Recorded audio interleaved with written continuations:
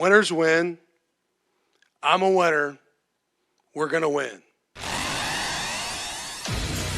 Gators Breakdown. Because there's never a dull moment in Gator Nation. The Gators Breakdown podcast is ready to go. I'm your host, David Waters. You can find me on social media at GatorDave_GB. And hey, you heard the intro, and it's always the case. Never a dull moment in Gator Nation. Well, it's not going to be dull on Gators Breakdown tonight. We got Shelton Walker from Hightop Sports joining us right here, breaking down all these recent storylines from the weekend, of course. Gator football starting spring practice, but on the basketball court, on the hardwood, the Gators taking the SEC regular season. So I think that we'll start there, Shelton, man. But glad to have you on, man. Thank you for having me, Dave. Absolute pleasure. Great weekend for all Gator sports. We've been talking about it. The buzz has been electric. And yeah, basketball gets it done. Obviously, last year we won the SEC tournament, which I thought was electric. But winning the regular season, we did not do. Auburn did. So it was good to add that notch, add another net to the stack, if you will. I heard Zach Elba already say it on the WRUF ESPN show. It's the fourth net we've cut down in a year, basically. That's a lot of net cutting. Yeah. Which is really cool. With some more, hopefully, in the future here. Well, SEC tournament, Final Four, national championship, and then this one, I guess? Yep. Okay. Yeah. That's your four. That's it. Yeah. It the is. SEC championship, I mean, it looks good. What I am excited for the SEC championship right now, the way the seeding is matched up, where the bracket looks. Mm-hmm. If Mizzou wins their game, I believe we will get them. And obviously, we know they beat us earlier. And for me, what I like about that Mizzou matchup, it kind of gives me a little bit of UConn vibes. Right, where they're just very gritty, they're big, they throw a lot of size at us. It's not UConn, I know that, but giving us a different style, a different look. Obviously, we know with Arkansas last night, they're very more small team, want to move fast. Well, they learned pretty quickly. We'll move fast with you too. So I want to get tested a couple more times before we get into the big dance, which is March, obviously. You just brought something to my mind, and it's a question. Me and Sponge were talking about this morning. Do you subscribe to the notion it would be good if Florida lost before the tournament? I said it 3 weeks ago, Dave. I go, oh, did you? Because, I wanted us to lose. Now you can't. Because I think right now there's a threshold there. Yeah, I wanted us, like the Texas game. So we talked about it on the stream. We go, look, like that, the way we kind of we played in the first half, I think it might have been enough to where you kind of got the loss-esque feeling without taking the L. But yeah, remember, we lost the last game of the season last year to Georgia, and I was like, yes. Because it's weird, man. You go think we're on a 8-9 game win streak, and now here's the thing: you can't lose anymore. And there's just something about I like having that taste of loss in your mouth a little bit headed into the tournament. I know that sounds weird, but March Madness is weird, and you need to know what I would say fear feels like and sense it a little bit. And it's been a long time since they've tasted blood, if you. Yeah, I know one storyline in casual Carolina fishing, checking in here. If we want that one seed, we got to win out. Exactly. So that's kind of where I'm at too. Is right now, I'd have no problem putting UConn above Florida. They're close enough resume-wise. They got the head-to-head. But if Florida wins out, I don't see how Florida doesn't get out last number one. I really, to me, that'd be as results have to count for something, I guess. But man, I'd be disappointed if Florida wins out and they don't get that final one seed. Yeah, I guess because your lock-in ones are going to be Arizona, Duke, and Michigan, right? Yeah. That's 1, 2, 3. Yeah, beating out UConn, which they have, I think 6 losses as well, like you just said.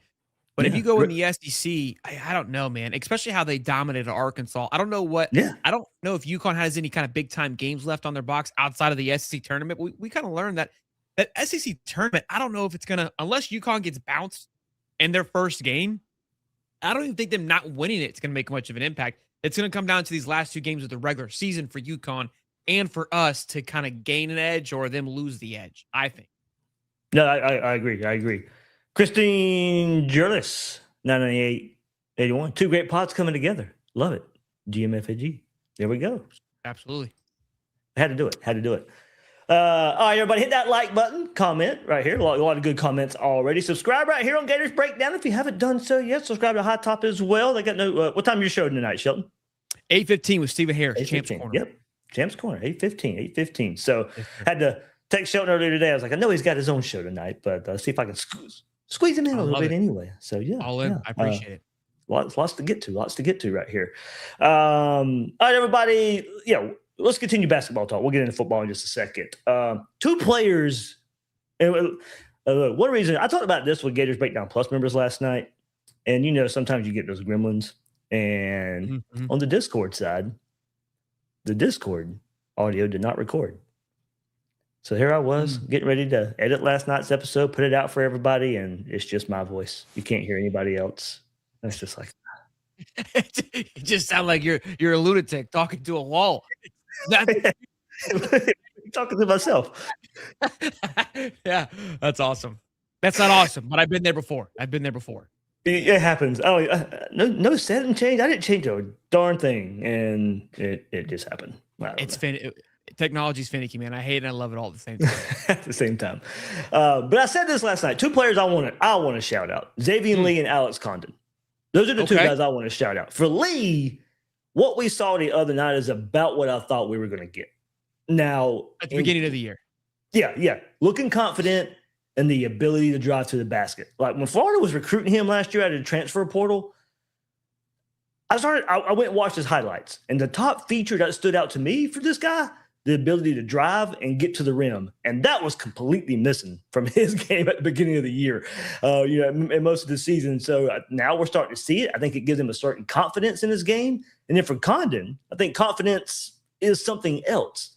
You can run the offense through him again. Like dating back to last year and some of this year, there was a time I felt like he was a turnover machine. And then there was a stretch where he couldn't hit the 3. He was still a good player. And it was getting blown up anytime he did something bad. But now the shot selection is better. He's taking care of the ball. And to me, it's just opened up this offense. He's a great big man passer. And now I think this barrage that we've seen from the Gator offense lately has a lot to do with him and his decision-making. Agreed. For Xavier Lee, I think driving to the basket has been a huge factor for him. We really didn't have a lot of that last year. Elijah Martin could take it to the hoop when need be, but that ability to just be kind of, I would say, more poetic with it. And what he brings in driving, being able to drive to the hoop, getting the other team in foul trouble.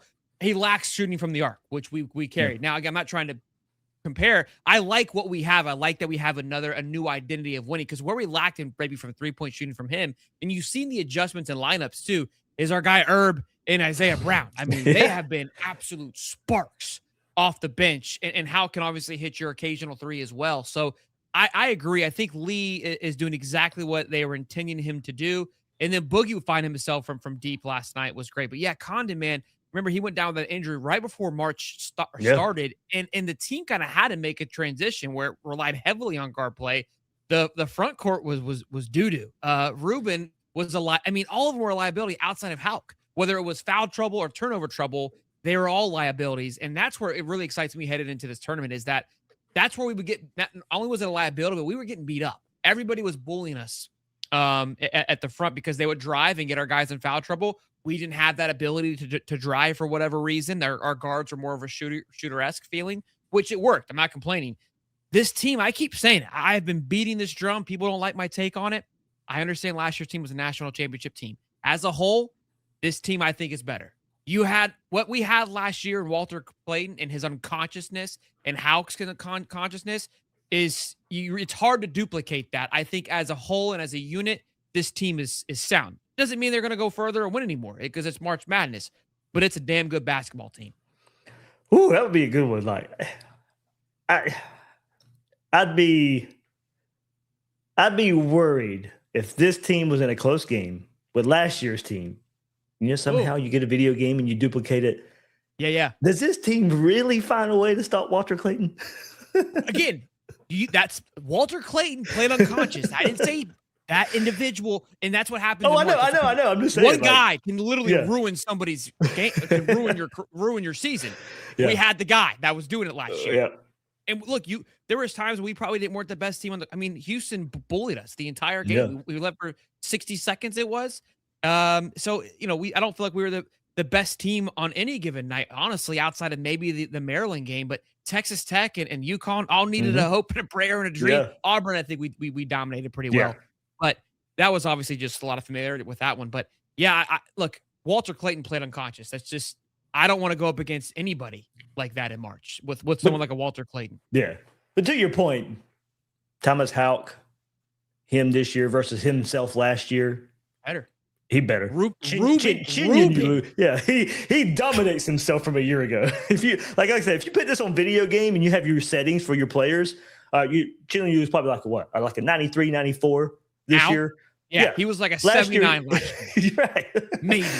Yeah. So that's how it works out. So yeah, that'd be fun. That'd be fun. That would be cool. Yeah, Walter Clayton was like a 99 and a half last year. So I don't know if we've got that running on the court, but Elijah Martin had the ability. His jumping power was 105. So you know what's going to happen on this? Everybody goes to ChatGPT after this. Give me a final score of 2026 Florida versus 2025 Florida. I'm going to do it. There we go. It's a great idea. That's a really good. Man, AI is incredible. I have them sometimes. Yeah, I'll do it now as we talk. Let's do it now. We'll wrap up basketball. Because here's the thing: you'll do it and get one final score. I'll do it and get another final score. But good call. All right, it's gonna be interesting. We'll see which one you MVP. All kinds of stuff. Oh man, it's gonna be fun. I'm interested. Should beat Mississippi State next game. Kentucky. The Kentucky. I mean, look, that's going to be a game. Yeah, road game. If you win tomorrow, everything's wrapped up. So is the mindset in the right place for the team? Should be. But all right, can I give you the breakdown? What it does? Give us the breakdown. So experiencing big games, it gave us 5 stars, defending champion. Because think about it, we're bringing the experience over. Yeah. Front court stretch, 4 stars each. Backcourt playmaking, 5-star to 4 stars. Rebound and size, 5-star to 4-star. Depth, 5-star. This current team right now is dominating the last year's team. Chemistry, last year's 5 to 4, and I do agree with that one. Okay. I do agree with that one. The 2025-2026 team edges the title team 76-72. Why? Because it's deeper overall with returning starter players plus high impact new guards. I tried telling the chat. Nobody wanted to listen to me. AI told you what I've been trying to tell you. That's kind of how I feel. That's how I feel. There we go. I didn't know where we would go tonight. And great idea. Great idea. I'm telling you, I'll do it, and it'll go up. We can settle the 06-08 debate with Stephen Harris tonight. There you go. That should be fun. That should be fun. Steve is going to claim that you cheated the system or something. Oh, 100%. I'm going to juice it up for 08 to win just to troll him. All right, good stuff right here on the basketball team. Hopefully those guys continue and Gator Boys stay hot again as we head into March. Amen. All right, let's go gridiron right here. Spring practice starting off on Tuesday, and I love it. We'll get to hear from John Summerall again and some assistant coaches all throughout the week. VB3 and Dallas Wilson, maybe, I think, are the first media session. No. It's Miles Graham and Jaden Woods tomorrow, and then VB3 Dallas Wilson on Thursday. So and then we can hear from the assistant coaches as well all throughout the weeks, which is something welcome. I'm loving Summerall putting assistant coaches out there a good bit, and we get to hear from those guys. But let's go some highlights, Shelton, with the spring practice starting out and just kind of the questions out there everybody's asking themselves as we head in. Of course, quarterback starts there. Philo, Trammell, which way you leaning going in? And the question I asked the Gators Breakdown Plus members last night, do you think a starter is named at the end of spring practice? Oh, we had that debate as well, too. Oh, did you? Okay. Do we roll into July, right? Because last year there were a handful of teams that didn't have a quarterback they brought to media day. Yep. And we were laughing at them. All those teams did better than us, BT-dub. So I don't know if we need to have a starter headed after spring. Look, I've been back and forth. I've been battling it myself internally. We're going off of very limited data. And I kind of lean towards Philo. And it's not because of what I think a lot of people think that people are saying of the system. We did a great breakdown with Seth Fonador, I know you've had on the show, and he talks about how the system is complementary to whoever the quarterback is and who they're going against. So it's not like it's this over-complexing system that you have to learn. So that's not where I'm leaning Philo. I think Trammell is a very smart quarterback and is going to be able to pick it up. And from what I'm hearing, is picking it up just fine. Right. Yep. It's the time in the saddle, right? It's that there's only 165 more snaps, and that sounds only, but that's 5 or 6 more games. And I think that's what's going to give Philo that little bit of edge of being comfortable. If when it comes, toe to toe, he'll be able to deliver the big time moments in earlier practices if they throw any type of test at him, because he's been thrown into games where he's had to come back and win them already. Like, he's had to take over the reins and be the dude. And that is something that it's an intangible that is hard to teach and to coach. You get it from learning. And that's why I'm leaning Philo. And I've said, if Trammell comes in here and blows him out of the water, we are in good shape. Right. It's a good we are sign. in great shape. Yeah. Yep. And we talked about with I last night. The O-line is where the focus is going to come down to, because with how much talent there is in the wide receiver room, in the running back room, Allie said it. You and I could play quarterback, to be honest with you, if it's especially this Buster offense, if he'll make it work for us. So that has to be, I think, right in order. But I'm excited for this quarterback competition. I even made the conversation of, could the room be better? Like, that was what we talked about. Obviously, it's hard because you look at DJ Lago, there was a 5 stars and the expectations. Now, it didn't really pan out till we wanted it to be, but it feels like the ceiling and what it could be and just the opportunity seems better right now. I know that could change, but right now it does seem better. I don't think we'll have a starter by the end of spring. Okay. And I think that'll be okay. Yeah. I think that'll be for good reason. I could be wrong. Yeah. Because you don't have to worry about a second portal window. That was something that came out. You didn't. Going back to last year, maybe that's why there were so many battles, as you said, that went into fall, because you had to worry about a guy transferring away. And now you don't have to worry about that anymore. Now, I know there's some talk out there that some guys could leave programs anyway and transfer. But, for the storyline of it, there's not this second portal window where if a guy loses a job in the spring, you're afraid that he leaves. So you don't have to really worry about that. So, that could lend itself to a starter being named. And going back to your point, not only does Philo have those reps, and this is not to really dish on Trammell or anything, but most of his reps are LIU. Philo's reps were NC State, Miami. I think it was Gardner-Webb this past year when in the game he started, when Haynes King was injured. But he does have, but he does have, some conference games in his freshman year against bigger opponents and a lot of reps there too. So not just reps, but big time matchup game reps as well. I think that's what's being overlooked from a lot. It's like, again, I don't think it has anything to do with system. Because again, I think that Trammell will pick it up just fine. I think Trammell's going to give him a true run for his money, which again, I think the iron sharpen irons. I did see too that Trammell, it does feel like it's a wide open battle, which Trammell didn't feel like there was one last year, which we saw it. It was pretty blatant that he never had a chance. And yeah, we saw him coming against LIU and then of course Ole Miss, where he's thrown. I hated that. You're thrown into the wolves. I kind of loved it. I think he handled himself very well. And I do think that being thrown into a situation like that is very good for a growth perspective of how you handle it and how you bounce back. But I would have loved to now knowing where we're at after he redshirted and got, he was cleared redshirt. There were still 2 games he could have come in and be the guy. Yeah. But you don't know how the future is going to uphold. We don't have no clue where we were headed with it. But yeah, that was, just kind of hear the more and more we hear how things are kind of shaken up, hearing the fact that he never really had a true opportunity. And we saw we weren't it was the writing was on the wall. I do think it'll be a true competition. A lot of people feel like it's Philo's job to lose. I don't think Summerall has anything in Philo. I think he trusted in Buster to make that decision, but I don't feel like he doesn't have any connections to Buster or to Philo. Yeah, and he's brought up the whole Mensa example at Tulane many a times in a lot of interviews that he's done. It's like, hey, we go into spring practice and he's 3rd, 4th on the depth chart, and by the time we're for our first game, he's the guy. So certainly the preconceived notion. That is a good point. I do think he probably did rely on Buster a lot, but he's not going to be tied to him because of that. You have to. That window is so short, man. I feel like, and we're hearing these guys talk about the offensive line, and I think, some things you got to just kind of take on the chin. You got to bite the bullet. Part of that was the retention they did.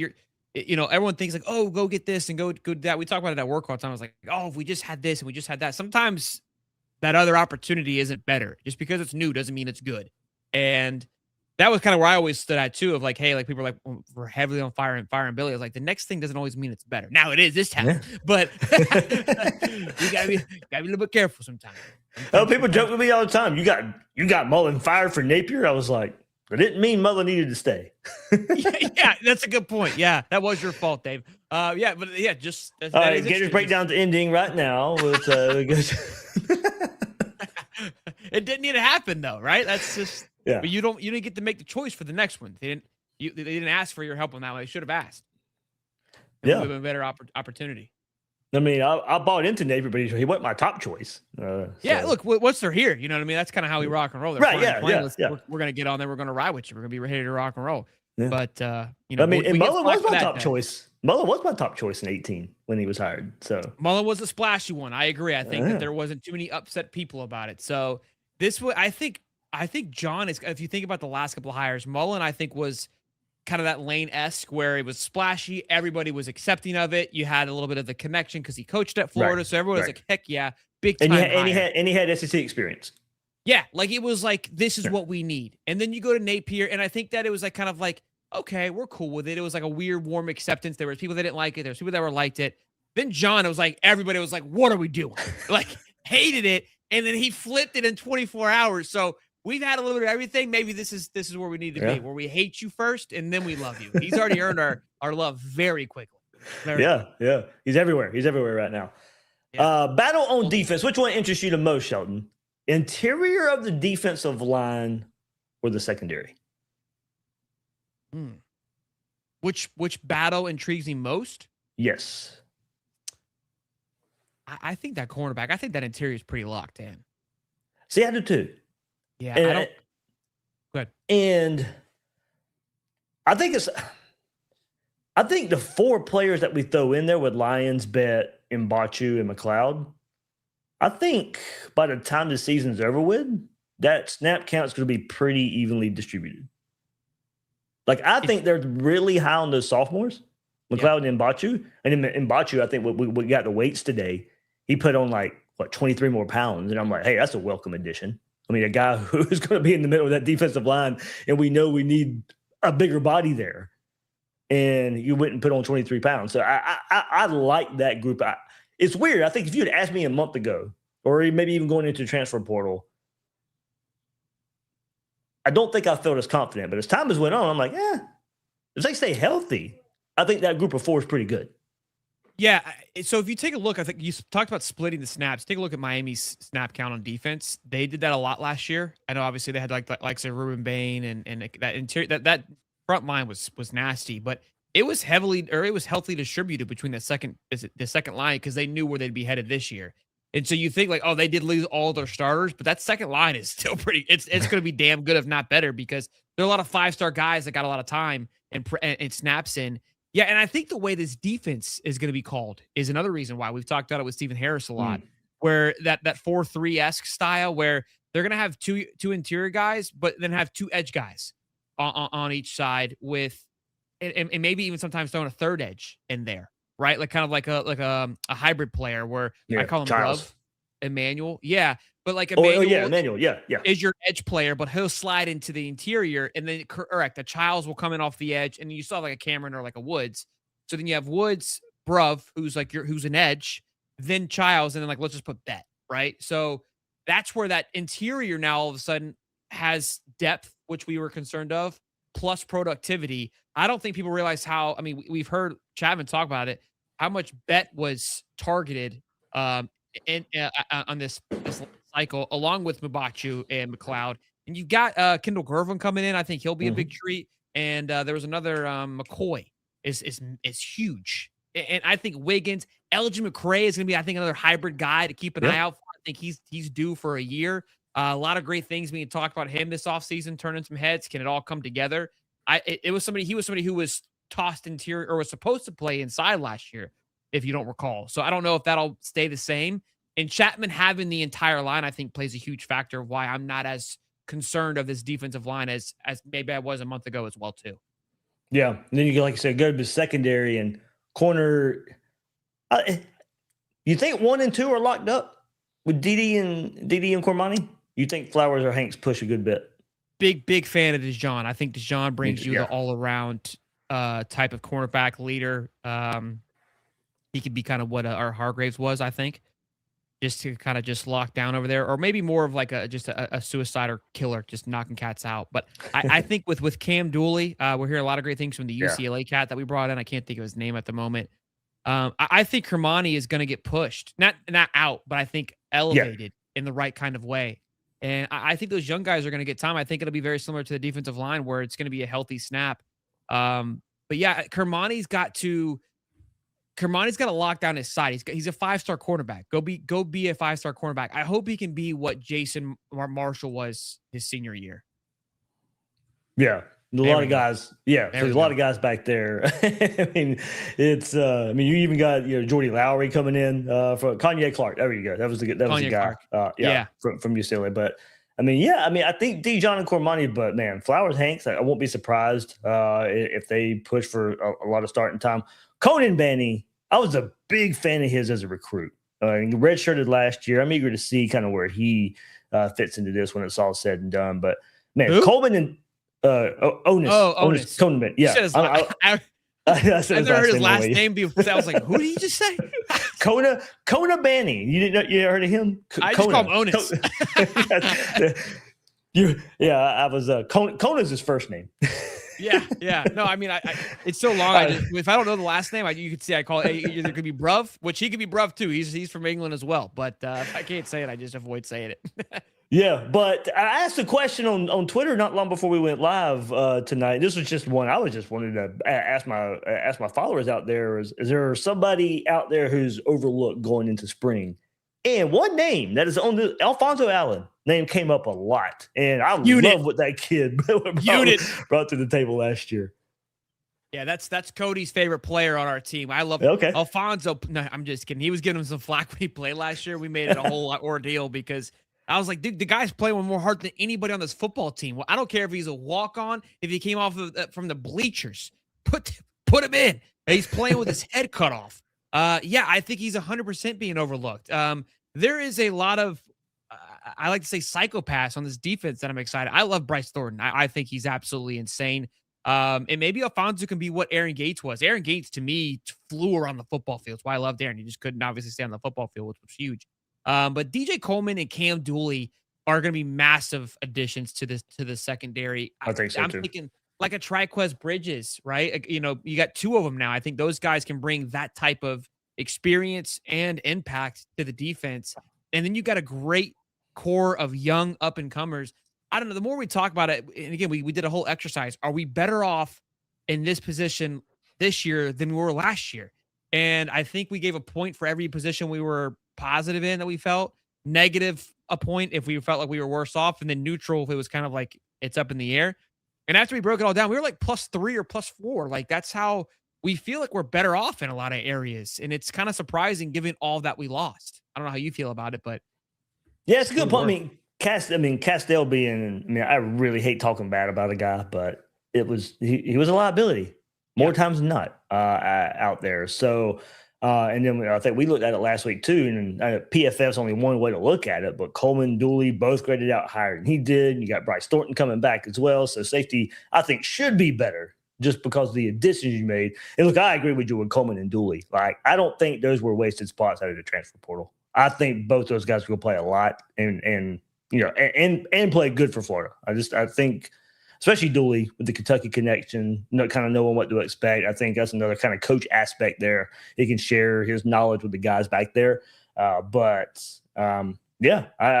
think Coleman and Dooley were absolutely gets. They needed to go get those guys, and I think those guys are going to play a ton back there. And I guess Dooley may be starting at safety, and Coleman may be starting at nickel. Yeah, so if you think about that, we know what Bryce Thornton brings to the table, right? Yep. So you feel good about that. Drake Stubbs, former 5-star recruit. Hey, look, you're a sophomore. Time to put up or shut up situation. Alfonso, he's going to be a great addition. We know what he can do. He's a psychopath out there. So if you could throw him in, Hayward played a good bit last year.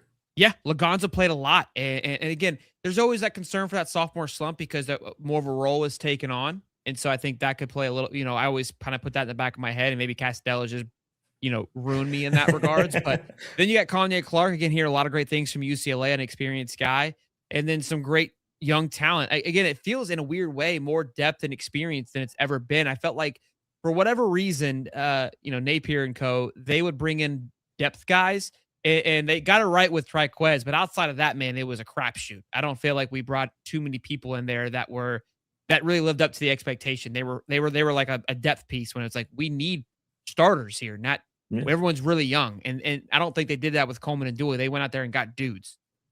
Yeah, because who was it? DJ Douglas and Asa Yeah, Turner. Douglas. And Yeah, came Douglas. in together. And Douglas was the guy getting all the hype in the offseason. Yeah. And we get to the season, it was like, whoa. What do you get off the field? You get off. Yeah. And Bridges Asa got hurt, and so who knows? Yeah, right. And Yeah. Bridges was the guy who was kind of overlooked, Yeah. forced in, and excelled. So Got drafted out of it. yeah. And here we go. We're going to start the process again tomorrow. Spring practice starts. We're going to hear all about a lot of good players who may not amount to anything, and some guys we don't hear about who may be the main contributors throughout the season. Yeah, that's what's going to be interesting to see. I feel like the transparency has been great so far. Yeah. So that'll There's supposed to be 40 minutes of watch time, by the way, guys, for practice. From the staff, from media? For the media, 40 minutes. Holy tits. Are you serious? That's what the email said. So Wow. Every yeah. day? Every day practice it here. I will read it word for word. Just so 40 everybody minutes, Dave? Let me see. You guys can take this for what you will, but this is how it's worded. When is media allowed to watch practice? Media may obtain photo, video of practices during designated periods from the designated media areas. Opportunities will last approximately 40 minutes. I don't think you guys got a total of 40 minutes in the 4 years that Billy was here accumulated, bro. 40 minutes? I was no joke. I don't know if it'd be full video. I don't think you probably can't roll for 40 straight minutes. I don't care. You'll be able to talk about what you saw for 40 minutes. That's better than 15 minutes. You're running around with your head cut off. How many times I talked to Cam? He's like, I didn't get to take I was in the bathroom. I missed it all. Like that's bro, so I was literally thinking about it. I go, I wonder if that 15-minute window thing is gonna change. Like I just never knew if it was like the only official rule and that was what Billy was following, or if Billy was like keeping his own guidelines. Oh no, that was his thing. That was his thing. I didn't know. And I'm like, because what are you really hiding? Right? Like if somebody comes in here and blows, like it never made any sense to me, but I was like, whatever, it is what it is. These are the rules. And the fact that he's coming here and giving me 40 minutes, he goes, I don't care what you see. I want you to see it and I want you to blast it, because when it's only 15 minutes, it's very easy for you to have a positive outlook on a practice. Oh, yeah. Because everybody knows, like, hey, we got to be good. We don't want anything negative written about us, and things will get overlooked. 40 minutes every day? Yeah, they cooked. Yeah. They cooked. It's going to be, Now, here's the thing, guys. Yeah, don't complain if there's not a lot of detail. Now, that is what you don't want out there. You're not permitted. Media is not permitted. Wait, my bad. Media are permitted to report which players are practicing, as well as those who are not. Normal. Are permitted to report non-strategy, non-game plan observations. That's fine. Yeah, I don't need to know that. Yep. I just tactical information. Like, hey, tactical information includes gimmick plays, overall tendencies, formations, statistical breakdowns cannot be reported. Stuff like that. So when people are, we don't get anything from reports. It's by design, guys. Yeah, I don't care about that. I just want to know who sucks. That's all I care about. Like, hey, he missed 30 throws. It's gonna be Philo, because when they did a pressure drill, like, you can talk about that, right? There was a pressure drill that we saw or whatever, and 9 out of 10 throws. Cool. Bet. It was funny because we have our morning show. We talk all things football. We were talking about Texas a lot last year. You go look at Texas's boards, dude, the detail. I was like, I knew going into that year that the issues that Texas were going to have. We had a whole video about it, and people were giving us flack. I was like, bro, your boys wrote an entire 3-page biography about how your offensive line. There you go. Yep. Yeah. There you go. That's where I was going to go with it. It was not hard to figure out their offensive line was going to be pretty bad last year. They were very adamant that their offensive line sucked, and there was major concerns there. And I guess people just overlooked it, but I was like, man, we don't get, and it's not that anybody was not trying to write it. You saw the stuff that we got. It was just like little runs. Like, it looks good. They look the size. Like, it feels like it should be better. And that was it. Yeah. 40 minutes, Dave. The lies are going to be good or bad. I don't know. I don't know what they're going to be. This is going to be fine. Yeah. There you go. So yeah, I think that's another reason. Now it starts early. I think the 8:32. What time did you start? Not 8:30. I mean, it was later in the time. It was later in the day. When like noon, right? In the past, it was around. Yeah, it was around midday, sometimes afternoon, evening, sometimes. I did hear Zach say something about like it's earlier so he can get things done. I didn't know what he was referring to, but a 3-hour change of when it normally is huge. Yep. Yeah. So now, Wow, what a change, man. don't get me wrong. This is like a little small, minute little detail. But the email we got, 8:32, not 8:30. 8:32. So it Maybe was he's just taking a page out of the Hightop Sports, 8:35, baby. You know what I mean? yeah. So, but there we 8:35 go. was So, taken. 8:35 was yeah, taken. there you go. There you go. There you go. Yeah, I can't run up against that. Yeah. But yeah, that was. I thought we'll see what it means. But like you said, it should mean more eyeballs. Should mean more things to talk about, more things to see, more things to share, and we'll see where it all comes from there. But Watch it be just 40 minutes of stretching. yeah. We'll get an email next week. Oh, that was only for week 1, guys. Yeah. Back to 5 minutes, everybody. They're gonna see what everybody writes, and John's gonna go, "Whoa, this ain't too lame, bro. You got 45 writers out here and 67 people talking about it. All right, you better button up. Another podcast tour. Yeah, exactly. All right, Shelton, man. Hey, thanks for hopping on, man. I know you got your own show tonight. Get ready for Champs Corner with Stephen Harris right there on Hightop tonight, 8:15. So Yes, we'll sir. be wrapped up by then, everybody. So go head over there. And This is a blast. Thanks for having me. yeah, man, we'll do it again for sure. 40 minutes, baby. Choose. 40. Choose. All Later, right, man. Sheldon. Thanks. Go Gators, boys. Go Gators. All right, everybody. All right, good stuff. Shelton Walker right there, Hightop Sports, joining us right here on Gators Breakdown. So, yeah, eager to see what all comes out of spring right here. Like I said, we got plenty. Let's see. Let me get the official word since I got that email pulled up, everybody. It is the schedule for the week. We will hear from John Summerall on Tuesday. And that's like 10:45. I don't know if it'll be live streamed or not. So, but I am giving you that time on Tuesday if you want to live stream the show. Or if Florida is going to live stream the press conference, it will be around probably 10:45. Rusty Witt's going to talk tomorrow as well, the director of football performance, of course. And then, as I said earlier, linebackers Miles Graham and Jaden Woods will speak to the media on Tuesday. And we go to Thursday. There's another 8:32 a.m. viewing period. And then the press conferences afterwards, Buster Faulkner, the offensive coordinator, of course, then defensive coordinator Brad White, special teams coordinator Jonathan Galante, and then wide receivers Vernell Brown III and Dallas Wilson. So a lot of big names. We get the biggest names besides Jaden Ball. That group of 5 that we all talked about. Well, 4 of them talked this week. They only give them 2 players each, so I'm sure Ball will probably speak next week. But Miles Graham, Jaden Woods, Vernell Brown III, Dallas Wilson, all speaking to the media this week. So we've heard from all the coaches already. Now we get to hear from players with spring practice starting. So a lot to look forward to there. Speaking of Dallas Wilson, of course, it was like he'll be on the little bit of a slow start for spring practice, still dealing with a foot injury.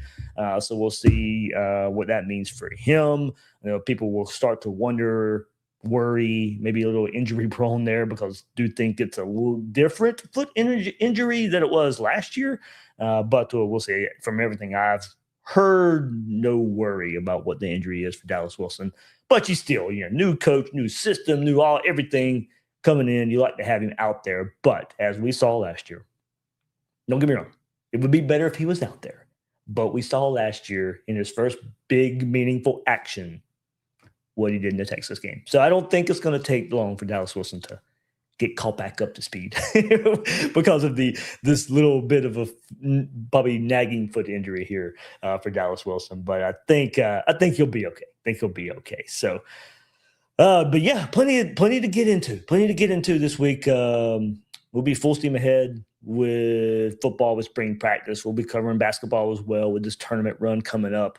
But hey, let's before we wrap up right here on this episode of Gators Breakdown, a little bit of baseball catching up. If you guys, it's kind of catching you up. If you guys haven't been following the baseball, kind of hard for me to been following up as well. Shelton and I were talking before we even come on. It's like, yeah, everything's so busy right now. It's hard to catch up. But Florida, Miami, that series is kind of like an unofficial start for me. Florida, usually weaker opponents when the season starts. I keep up with it, watch if I can. But the Miami series is kind of like, okay, that's where we got to start honing in a little bit about this baseball team. And I mean, a massive weekend down there in Coral Gables. Florida takes the series 2-0 because the third game was canceled due to rain. But Florida sweeps the Hurricanes, and Florida hasn't lost since that opening night. And go back. There was a lot of early jumping off the mountaintop, jumping off the edge of the bridge because of the opening night loss for Florida. Liam Peterson not starting the season off the right way, but haven't lost since. So this team, they'll be okay. They'll be okay. But Florida, let's breaking it down right here, taking the then number 17 Hurricanes. The series opener was Friday night. Pitchers duel went out there, 8th inning explosion for the Gators. It was pitchers duel for a while, and then inning goes by. We get to the 8th inning, and then boom, fireworks go off. Brendan Lawson set the tone immediately, though, in the first inning with a solo shot that Miami managed to tie it up into 6. But then Florida came through late. It was a big 8th inning. The go-ahead blast by Jacob Kendall sparked a 5-run rally to put the game out of reach. Liam Peterson, as I mentioned, fanned 8 Hurricanes over 5 2/3 innings. Jackson Barberry earned the win with 3 1/3 inning. Scoreless relief. Gators win 7-2. 7 hits there for the Gators, no errors. Miami scored 2 runs with 8 hits and 1 error. And then the clincher was Saturday night in Game 2. Florida proving their depth there. Early 3-0 deficit. Starter Aiden King had to leave early with a cramp, so I know a lot of people started getting worried about that. Bullpen was lights out. It was just cramps. We didn't know why King left when that, and people started to worry a bit, but we did get word from Kevin O'Sullivan afterwards that it was just cramps. But the bullpen comes out. Lights out there for the Gators. Dagger came in the 9th inning. Ethan Swarwick crushed a 3-run homer over the scoreboard. Key highlights in the game: brilliance in the bullpen. Ricky Reith, Ernesto Lugo, Canchola, and then Joshua Reitner combined for 6 2/3 inning of one-run ball. And then the offensive surge in this game, Kyle Jones remained a nightmare for Miami, racking up 2 more doubles, 2 RBI. And then that win secured Florida's 6th consecutive series win in Coral Gables. The all-time series started out even, 136-1.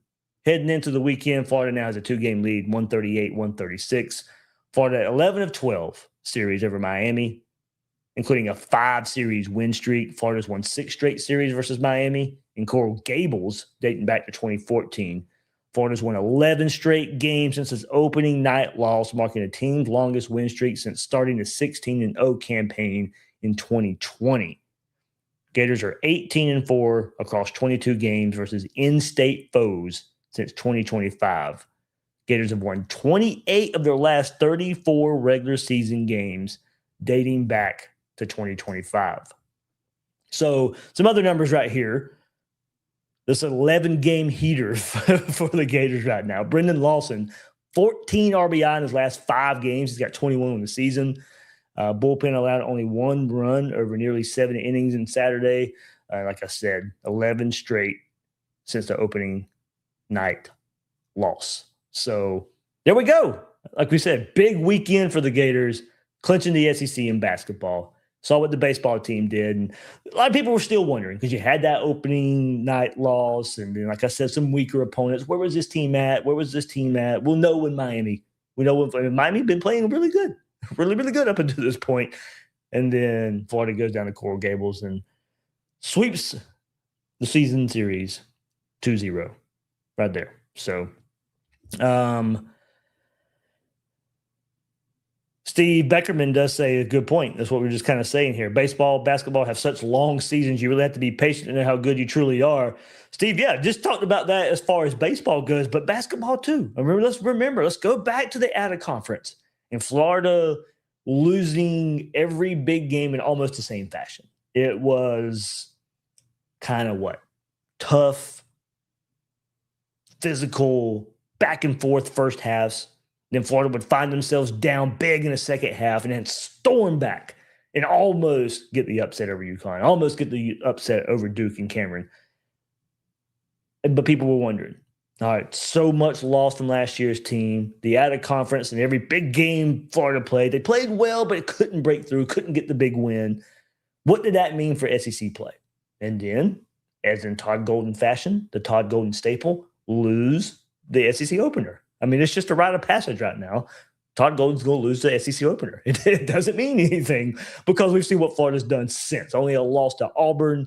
and this team just completely dominating everybody. So going to your point, and I completely agree. That's where I'm a little more patient than most anyway, especially in basketball and baseball. You do. It's not 12-game season of football. It's not live and die with every game. We want Florida to win every game.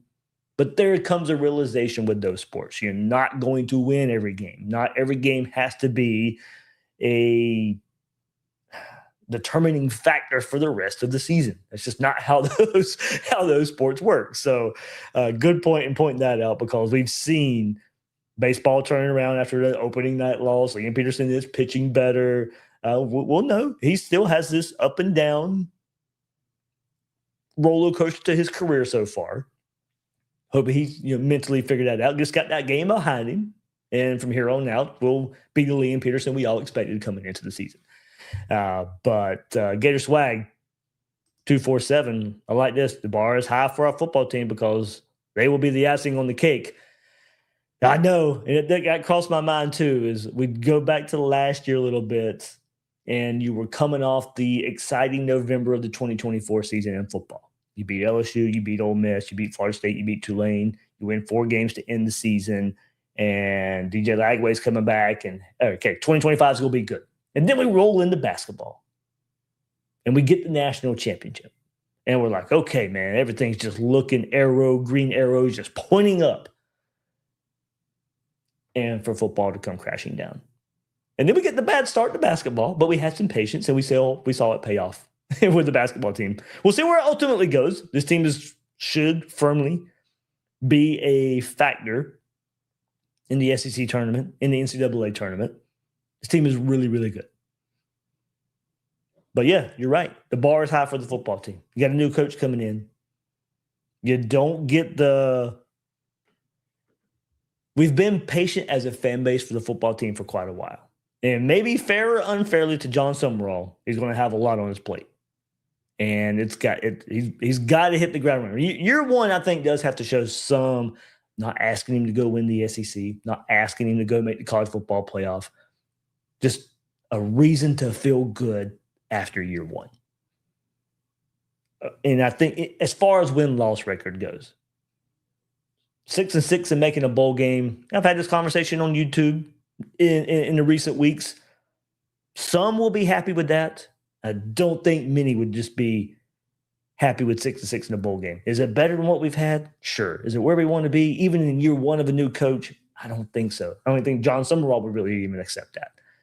That's just based off the conversation we had with him on Gators Breakdown in year one expectations. Obviously, we want to go win, but there's some realization that comes with it as well. 7 wins. I think some people, depending on what those wins are, okay, I think you start feeling better. And we're going to have this conversation. What does a successful year one look like in the coming weeks? It was a question I got some weeks ago, but then we started getting the coaches in the interviews and started, putting some questions like that on the back burner. But we'll get into it as spring practice goes.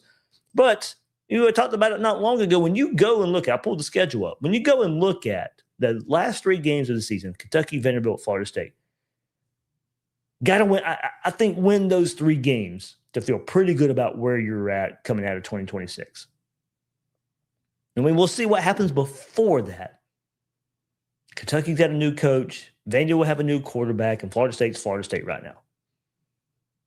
I think sitting here as a Gator fan, and if we think things are heading in the right direction, 2-1 at the very minimum, but I think 3-0. If you're sitting at 9 and 9 wins going into that last 3, all right. Well, you somehow drop one. I'd be kind of disappointed if you got 9 wins at that point of the season. 8 wins. Not if you're 9 wins, you're probably going undefeated. Actually, you would be. So you're not going to have 9 wins going into those games. All right. So 7 wins. That puts you at 10. So maybe I'm talking myself out of this. You got to have at least 6 going into that. Win those 3, and it gets you to 9.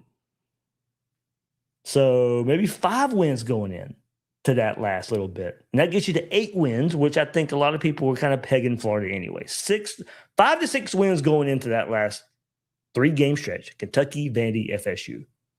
Gets you to 8-9. I don't know where I was going with those high numbers earlier. Maybe I'm discounting. Maybe that is where Florida's at. I'm hoping that's where Florida's at. going into that late stretch of the season.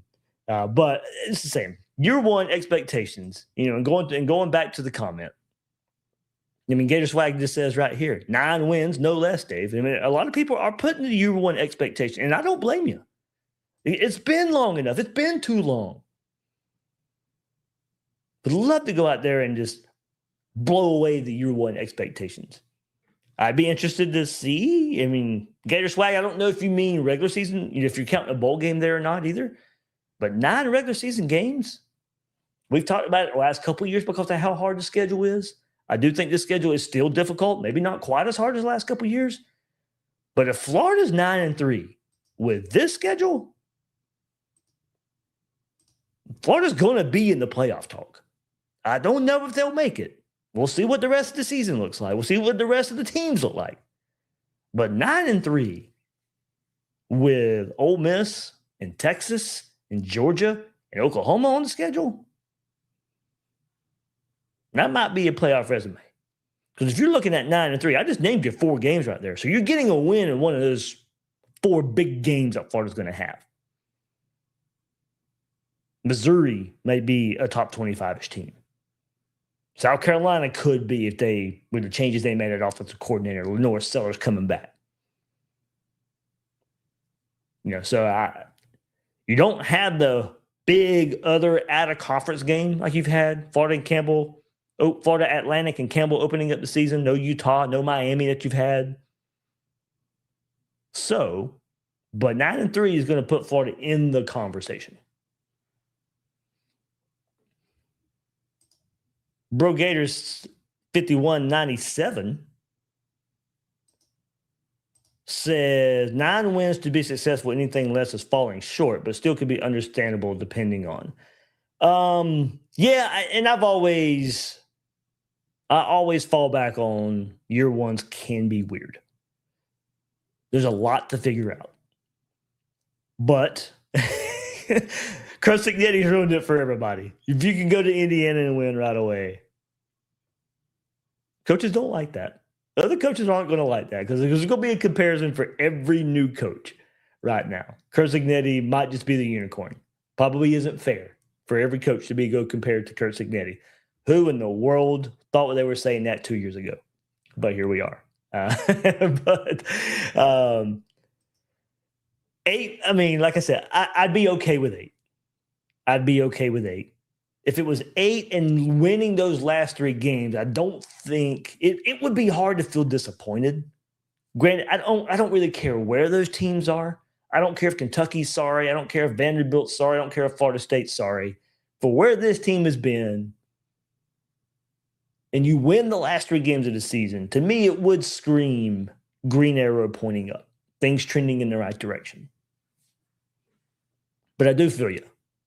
9, I don't know anybody who could be disappointed with that. So I think that's where 9 is that threshold. I don't think if you get to 9 and you're somehow complaining or disappointed about that, I don't want to tell fans how to feel.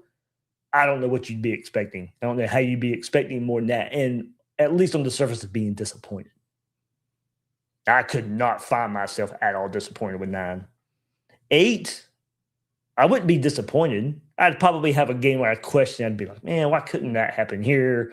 What really happened there? Why couldn't you get to 9?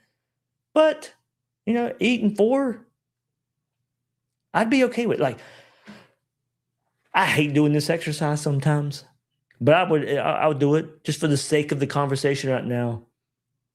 I would sign up for 8 and 4 right now. I would sign up for it.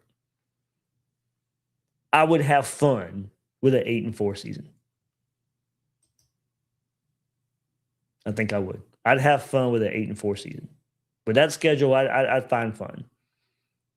Probably, rarely does the season go the way you think it does. Like last year's a perfect example. If Florida goes 4 and 8, how many people were really picking a Texas win among those 4? So if Florida goes 8 and 4, there still could be a win over Georgia. Still could be a win over Texas. And then it might be a loss to South Carolina. Might be a loss to Kentucky. Might be a loss to Missouri. A team that that's how the seasons go. That's why I hate kind of going through and predicting where the team might lose. I might say 8 and 4, to pick the exact 8-4 is pretty tough. Pretty tough. Might win a game you're not supposed to. Probably lose a game you're not supposed to. Steve Beckerman, Texas, Georgia, Oklahoma are by far the hardest 3-game stretch this season, unlike the last 2 seasons where it's been a gauntlet from the get-go. Yep, and you have the bye week in there, of course, between Texas and Georgia, but you're right. I mean, it is very, very tough stretch. That is 3 playoff-worthy teams, 3 teams that have made the playoff in the last 2 seasons. Georgia making it twice, of course. Texas 2 years ago, Oklahoma last year. Play Ole Miss earlier in the season, so there's playoff teams just littered throughout the schedule.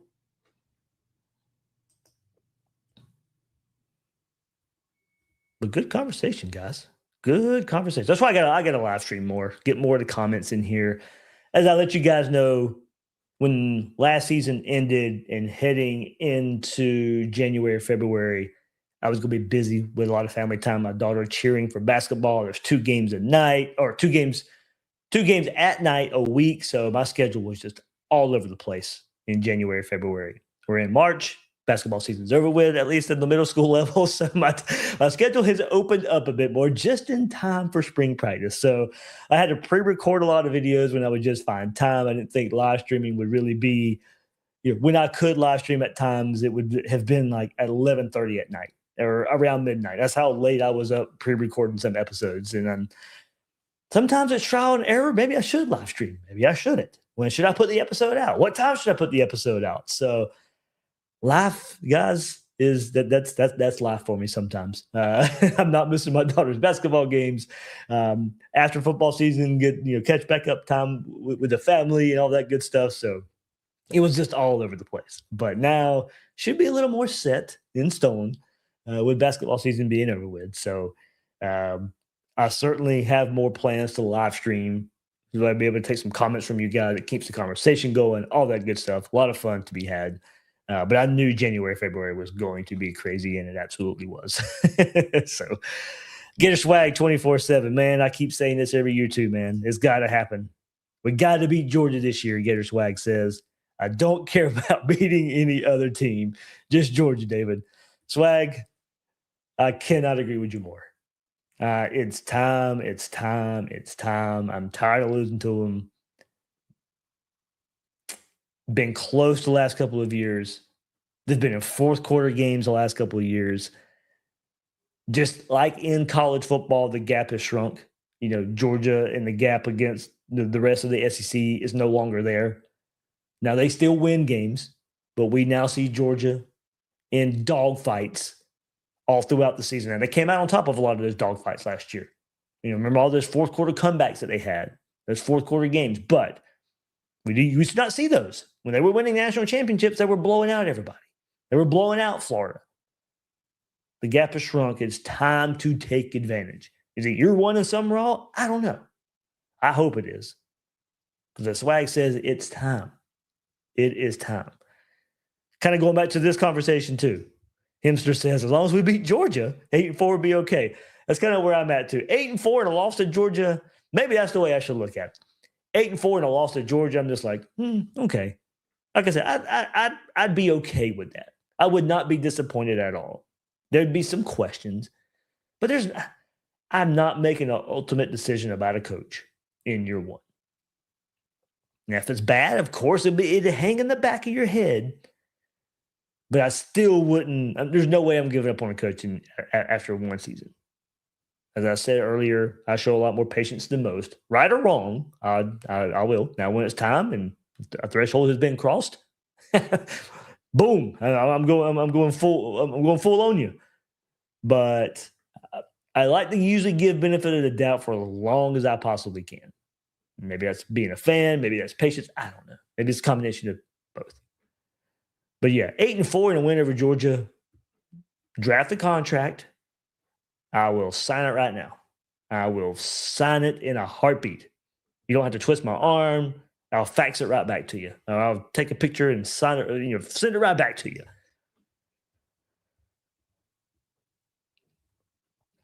All right, everybody.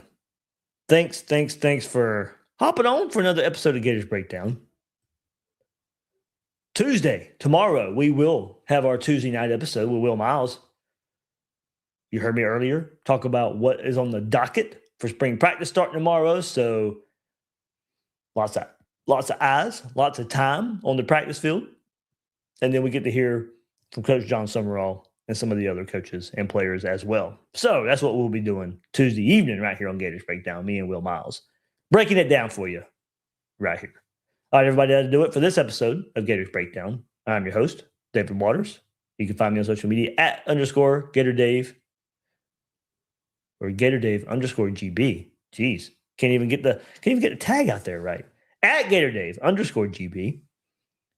And thanks for Shelton one more time from Hightop Sports joining us right here on Gators Breakdown. Go check out their episode right now. Coming up in just a little bit. But everybody, thank you one more time for joining us on another episode of Gators Breakdown.